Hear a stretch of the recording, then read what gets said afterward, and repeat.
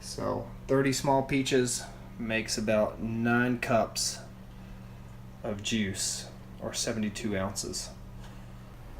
Boiling down the peaches. We're going to strain it through this colander into this bucket to collect the juice.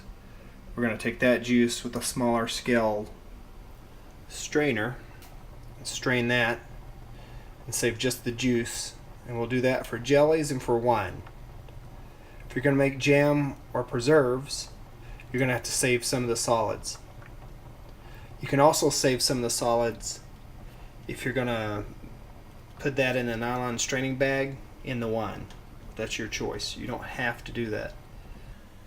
So 36 cups of puree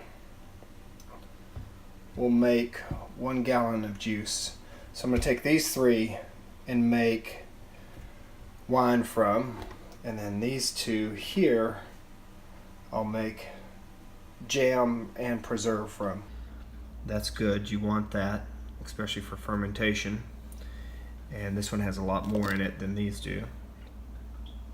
So I've already mixed in everything that I need because I only have one hand to film. So pectin enzyme, 1 tablespoon of pectin enzyme, 1 tablespoon of yeast nutrient, 1 tablespoon of yeast energizer. Then we put 1.5 teaspoons of the acid blend, and then we have just a 1/4 teaspoon of the tannins, the wine tannins. And then I put 1 of the Camden tablets. Now that's a sulfate. It's to sterilize everything. I've already boiled all this, so it's sterilized. But anyway, it helps. So if you're allergic to sulfates, you can ignore this step, but you're going to have to sanitize everything. That's the reason I can most of my juice, so that I can use it any time and it's been sterilized. I don't have to worry about natural yeast in there that could mess up the process. But we're going to use natural yeast for this. Sometimes you want that. So let's go ahead and pour this in.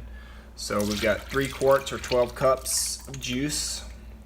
And that's a straining bag that I have on there. Normally you'll want a white nylon straining bag. This blue one's fine. It hasn't ever changed any of the taste for me. I normally use a white one, but the other one was used in the last batch of wine. Let those drain out. Good. So we're gonna put 4 cups of sugar in there. So 4 cups of sugar. And so I'll add in, I'm just gonna use one of these to wash it out. This is distilled water. So there's 4 cups in a quart, so I'm just going to use that to measure out the water that I need. Actually, I may pour a little bit of in each one so I can wash these out and get all of the remaining.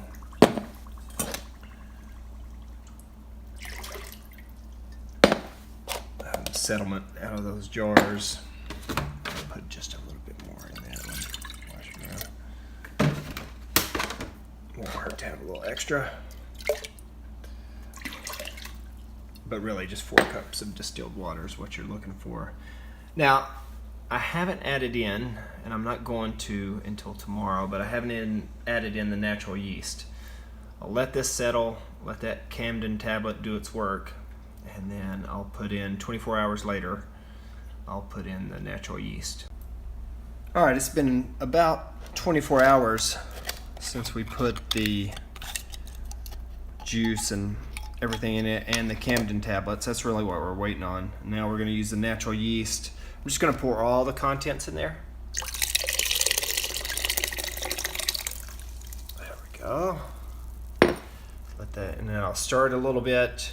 We'll put the top back on, put the blanket over it to allow it to breathe, and we'll let it ferment. I'll stir it once a day for about 3 to 5 days, just depending on how long it takes to ferment.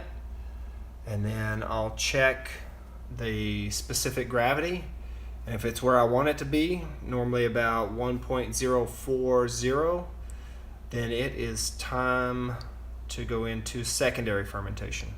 Fermentation has started, and this has been 24 hours since I put the yeast in, and I'll continue to stir this 3 to 5 days before I put it into secondary fermentation.